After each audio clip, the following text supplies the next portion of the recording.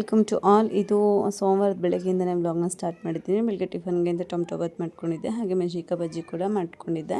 ಇವತ್ತಿನ ರೊಟೀನ್ ಹೇಗಿರುತ್ತೆ ಅಂತ ಕೂಡ ನಿಮ್ಮ ಜೊತೆ ನಾನು ಶೇರ್ ಮಾಡ್ತೀನಿ. ಇನ್ನು ಕೆಲಸ ಮಾಡ್ಕೊಬೇಕು. ಇವತ್ತು ಬೇರೆ ಸೋಮವಾರ ನೆಲ ಒರೆಸ್ಕೊಬೇಕು, ಅದೆಲ್ಲ ಕೆಲಸ ಇದೆ, ಹಾಗೆ ಬಿದ್ದಿದೆ. ಅದನ್ನು ಕೂಡ ಮಾಡ್ಕೊಬೇಕು. ಪತ್ಲು ಹಾಕ್ಬೇಕಂತ ನೋಡಿ ಟಿ ವಿನ ಏನು ಹಾಕಿದ್ದೀನ, ಹಾಗಾಗಿ ಈಗ ರೆಡಿ ಕೂಡ ಆಯಿತು. ನೆಲ ಒರೆಸ್ಬೇಕಾದ್ರೆ 2 ಇಂಗ್ರೀಡಿಯೆಂಟ್ಸ್ ಹಾಕಿ, ಅಚ್ಚ ಕರ್ಪೂರ ಇರುತ್ತಲ್ವ, ಅದನ್ನು ಒಂದು ತುಣುಕಷ್ಟು ಇಷ್ಟು ಹಾಕಿದರೆ ಸಾಕು. ಇಷ್ಟನ್ನು ನೆಲ ಒರೆಸೋ ನೀರಿನೊಳಗಡೆ ಹಾಕಿ ಸ್ವಲ್ಪ ಕಲ್ಲುಪ್ಪು ಹಾಕೋದ್ರಿಂದ ಸ್ವಲ್ಪ ಉಪ್ಪು, ಹಾಗೆ ಮನೇಲಿ ಅಭಿವೃದ್ಧಿ ಕೂಡ ಆಗುತ್ತೆ, ಆರೋಗ್ಯ ಕೂಡ ಉತ್ತಮವಾಗಿರುತ್ತೆ ಈ ರೀತಿ ಒಂದು ಟ್ರಿಕ್ಸ್ ಯೂಸ್ ಮಾಡೋದ್ರಿಂದ. ಯಾವ ಮಾಮ ಇದ್ದು ಅಕ್ಕ ಕೊಡಿಸಿದ್ದ?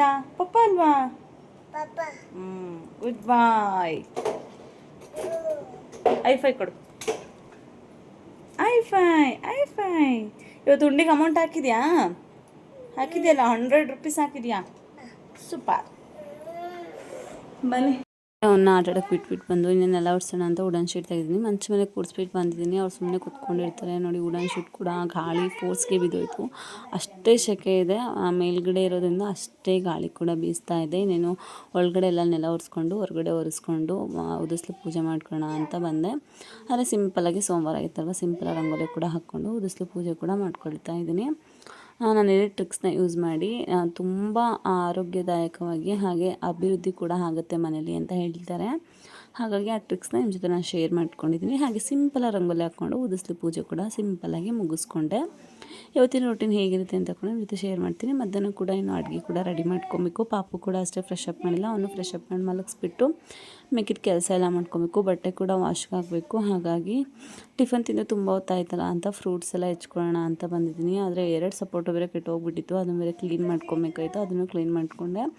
ಇದೊಂದು ಸಪೋಟೊ ಚೆನ್ನಾಗಿತ್ತು, ಹಾಗಾಗಿ ಅದನ್ನು ಕೈಯಲ್ಲೇ ಬಿಡಿಸ್ಕೊಳ್ತಿದ್ದೀನಿ. ಯಾಕಂದರೆ ತುಂಬ ಮೆತ್ತಾಗಿತ್ತು ಸಪೋಟೊನು, ಹಾಗಾಗಿ ಕೈಯಲ್ಲೇ ಬಿಡ್ಸೋಕ್ಕೆ ಬರುತ್ತೆ ಸಿಪ್ಪೆನ ಅಂತೇಳಿ ಕೈಯಲ್ಲೇ ಬಿಡಿಸ್ಬಿಟ್ಟು ಬೌಲಿಗೆ ಹಾಕಿ ಕೊಡ್ತಾಯಿದ್ದೀನಿ. ಸುಮ್ಮನೆ ತಿಂತಾರೆ ಹಣ್ಣೆಲ್ಲ ಕೊಟ್ಟರೆ.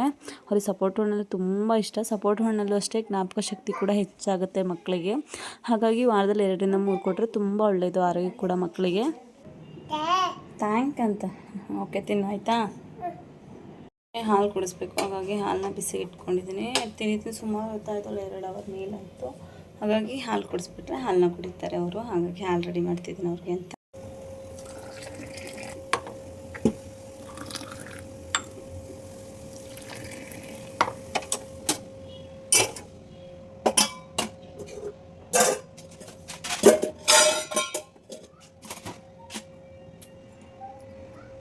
ಪಪ್ಪು ಬಾ.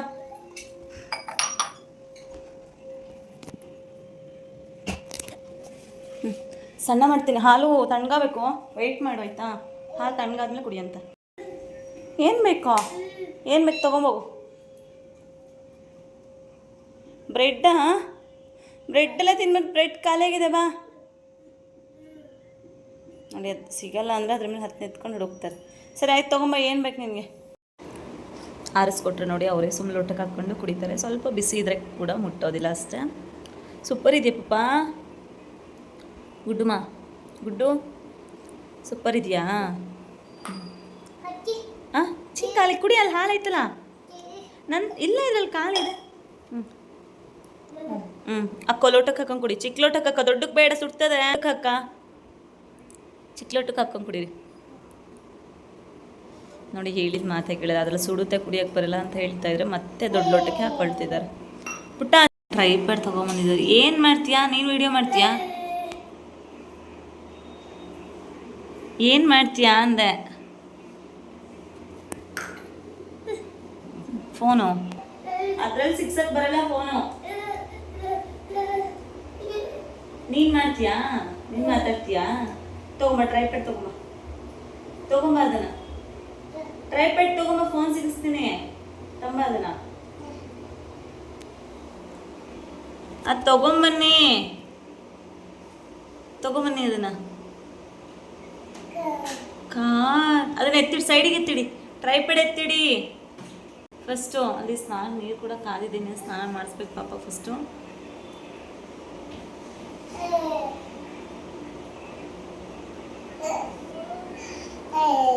ಏನು ಹಾಕಬೇಕು?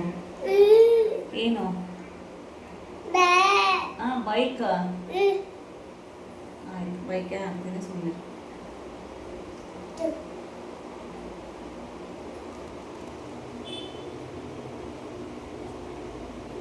ಹಾಂ ಓಕೆನಾ. ಇನ್ನೇನು ಅವ್ರಿಗೂ ಕೂಡ ಫ್ರೆಶ್ ಅಪ್ ಮಾಡಿ ಕರ್ಕೊಂಬಂದು ಬಟ್ಟೆ ಹಾಕೋಣ ಅಂತ ರೆಡಿ ಮಾಡ್ತಾ ಇದ್ದೀನಿ. ತುಂಬ ಹಠ ಮಾಡ್ತೀವಿ ನೋಡಿದ್ರೆ ಇಷ್ಟೊತ್ತಕ್ಕೆ ಎಷ್ಟು ಕೀಟ್ಲೆ ಮಾಡಿದರು ಅಂತೇಳಿ ಕೆಲಸ ಮಾಡೋದಕ್ಕೆ ಬಿಡಲಿಲ್ಲ. ಆದಷ್ಟು ಅರ್ಧಕ್ಕರ್ಧ ಕೆಲಸ ಮುಗಿಸ್ಕೊಂಡಿದ್ದೀನಿ. ಇನ್ನೇನು ಅವ್ರಿಗೂ ರೆಡಿ ಮಾಡಿ ಅವ್ರಿಗೂ ನಿದ್ದೆ ಮಾಡ್ತಾರೆ. ಚೆನ್ನಾಗಿ ಸ್ನಾನ ಮಾಡಿಸಿದ್ದೀನಲ್ವ, ಹಾಗಾಗಿ ಸ್ವಲ್ಪ ಕೂದಲು ಒಣಗಿಸ್ಬಿಟ್ರೆ ಅವರು ಕೂಡ ಸುಮ್ಮನೆ ನಿದ್ದೆ ಮಾಡ್ತಾರೆ. ಇನ್ನೇನು ನಿದ್ದೆ ಮಾಡಿಬಿಟ್ರೆ ಮುಗೀತದೆ. ನಾವು ಕೂದಲು ಹರಿಸ್ಕೊಳ್ಬೇಕು, ಹಾಗಾಗಿ ಫಸ್ಟ್ ಪೂಜೆ ಮಾಡ್ಕೊಳ್ಳೋಣ ಅಂತ ರೆಡಿ ಮಾಡ್ತಿದ್ದೀವಿ. ಮಾಡ್ಕೊಬೇಕು ಅಷ್ಟೇ ಕೆಲಸ ಇರೋದು. ಇನ್ನೇನು ಡೈಲಿ ರೂಟೀನ್ ಹೇಗಿರುತ್ತೆ ಕಾಮನಾಗಿ ಹಾಗಿರುತ್ತೆ. ಇನ್ನೇನು ಪೂಜೆ ಕೂಡ ಅಷ್ಟೇ ಸೋಮವಾರ ಆಗಿತ್ತಲ್ವ, ಹಾಗಾಗಿ ಪೂಜೆ ಕೂಡ ಇನ್ನೂ ಏನೂ ರೆಡಿ ಮಾಡ್ಕೊಂಡಿಲ್ಲ. ಅದಕ್ಕೂ ಕೂಡ ರೆಡಿ ಮಾಡಿಕೊಂಡು ತದನಂತರ ಮಿಕ್ಕಿದ ಕೆಲಸ ಎಲ್ಲ ಮಾಡ್ಕೊಂಡು ಸಿಂಪಲಾಗಿ ಪೂಜೆ ಕೂಡ ಮುಗಿಸ್ಕೊಂಡಿದ್ದೀನಿ. ನೋಡಿ ಇಷ್ಟು ಸಿಂಪಲಾಗಿ ಸೋಮವಾರ ಪೂಜೆ ಕೂಡ ಮುಗಿದಿದೆ. ಬಟ್ಟೆ ಕೂಡ ತೆಗಿಬೇಕು, ಬಟ್ಟೆ ತೆಗ್ದಿರಲಿಲ್ಲ, ಇನ್ನೇ ವಾಶ್ ಮಾಡ್ದವ ಅವ್ನು ಕೂಡ ತಗೊಬೇಕು. ನೈಟು ಇನ್ನು ಬಟ್ಟೆ ಒಣಗಾಕಿದ್ದೆ, ಅದು ಕೂಡ ಚೆನ್ನಾಗಿ ಒಣಗಿದ್ವು, ಹಾಗಾಗಿ ತೆಗ್ದುಬಿಟ್ಟು ಇಟ್ಟೋಣ ಅಂತ. ಏಕೆಂದರೆ ನೈಟ್ ಊರಿಗೆ ಕೂಡ ಹೊರಡಬೇಕು, ಹಾಗಾಗಿ ಬಟ್ಟೆ ಕೂಡ ವಾಶ್ಗೆ ಹಾಕಿದ್ದೀನಿ, ಅದನ್ನು ಕೂಡ ಒಣಗಾಕಬೇಕು. ಅಷ್ಟೊಂದಿಗೆ ಎಲ್ಲ ಕೆಲಸ ಮುಗಿಸ್ಕೊಬೇಕು ಸಂಜೆ ಒಳಗಡೆ. ಮತ್ತಿನ್ನು ಬಟ್ಟೆ ಪ್ಯಾಕಿಂಗ್ ಕೂಡ ಏನು ಮುಗ್ದಿಲ್ಲ. ನೋಡಿ ನಮ್ಮ ಪಾಪು ಯಾವ ರೀತಿ ಕೀಟ್ಲೆ ಮಾಡ್ತಿದ್ದಾರೆ ಅಂತ ಹೇಳಿ. ಇನ್ನೇನು ಬಟ್ಟೆ ಎಲ್ಲ ತೊಗೊಂಡು ಇನ್ನೇನು ಬಟ್ಟೆ ವಾಶಿ ಕೂಡ ಹಾಕಿದ್ದೀನಿ, ಅದನ್ನು ಕೂಡ ಒಣಗಾಕ್ಬಿಟ್ರೆ ಮುಕ್ಕಲ್ಲಿ ಕರ್ಸ್ಕೊಂಡು ಕೆಲಸ ಮುಗೀತದೆ. ಇನ್ನೇನಿದ್ರು ಲಾರಿ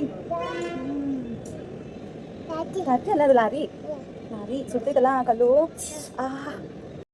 ಕಲ್ಲೆಲ್ಲ ಸುಡ್ತಾ ಇದೆ.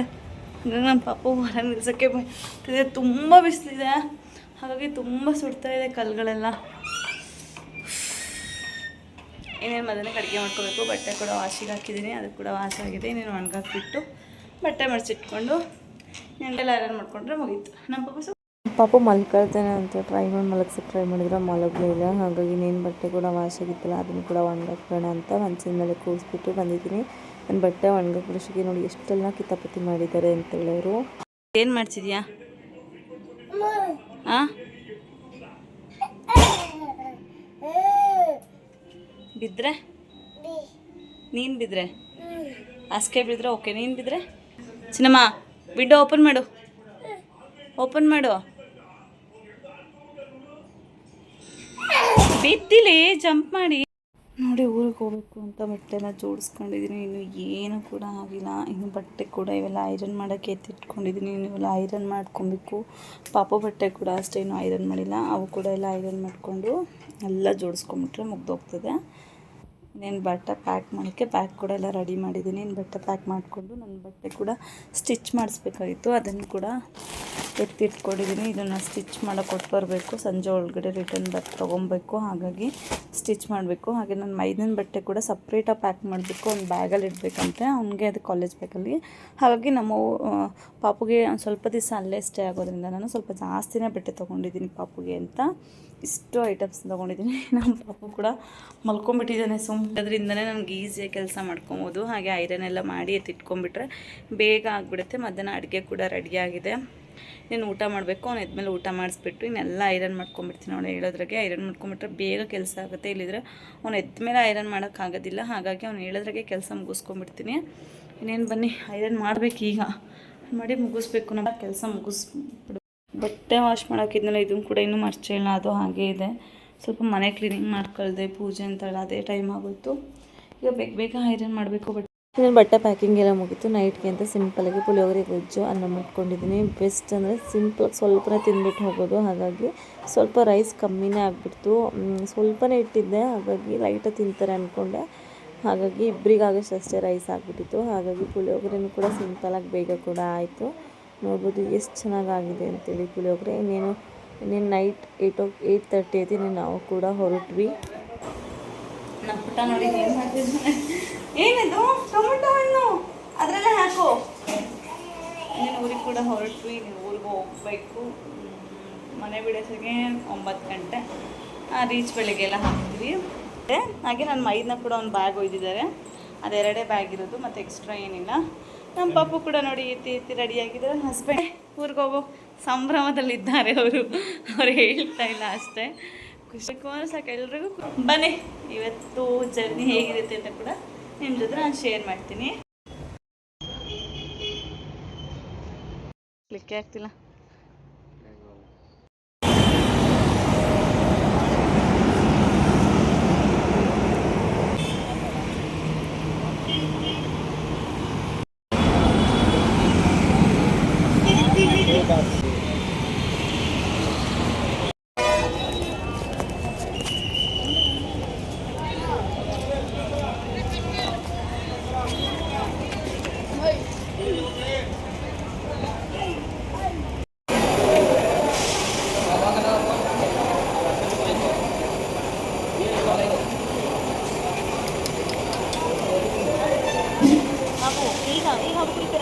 ಈ ಕುರ್ತಿಗೆ ಇರೋದು ಎಷ್ಟು?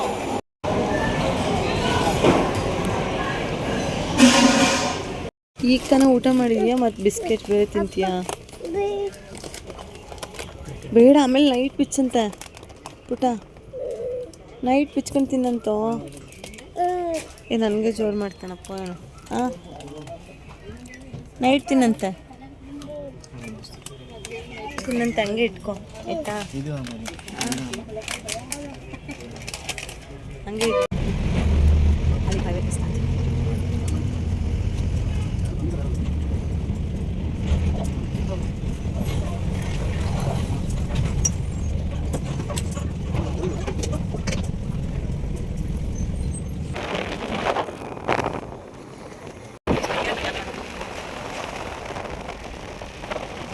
ಚೆನ್ನಾಗಿದೆ. ಬೆಳಗಿನ ಜಾವ ಬಿಸಿಲಿಗೂ ಸಕ್ಕತ್ತಾಯಿತು. ನೇಚರ್ಗೂ ಅಡಿಕೆ ತೋಟ ಅಂತ ಇಷ್ಟು ಚೆನ್ನಾಗಿತ್ತು.